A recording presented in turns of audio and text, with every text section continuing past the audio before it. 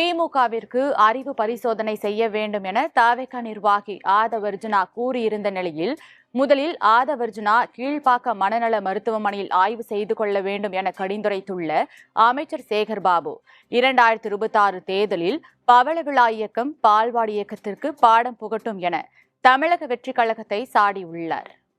இந்த தமிழகத்திலே சமீபகால அரசியலிலே எடுத்தேன் கவிழ்த்தேன் என்று எதை வேண்டுமானாலும் பேசலாம் என்ற நாகரிகம் தவறி நயவஞ்சகத்தோடு சுற்றித் திரியும் கூட்டத்திற்கு வில்லிவாக்கத்தில் தகுந்த பதிலடியை ஜனநாயக முற்போக்கு கூட்டணி வழங்கும் என்பதை இந்த நேரத்தில் அறுதியிட்டு உறுதியோடு கூற கடமைப்பட்டிருக்கின்றேன்.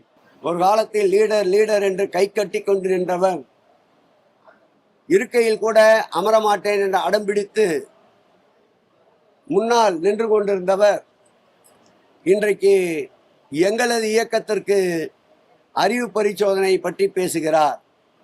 உண்மைதான், அவர்கள் பரிசோதித்துக் கொள்ள வேண்டிய இடம் கீழ்ப்பாக்க மனநல மருத்துவமனை என்பதை இந்த நேரத்தில் அழுத்தம் திருத்தமாக கூறிக்கொள்ள கடமைப்பட்டிருக்கின்றேன். எங்கள் தலைவரை, இயக்கத்தை இழிவுபடுத்துகின்றவன் அவன் யாராக இருந்தாலும் என் தாயே தடுத்தாலும் அவனை விடமாட்டேன் என்ற கொள்கையில் திராவிட முன்னேற்ற கழகத்தவன் களத்திலே வீறு கொண்டு நிற்பான்.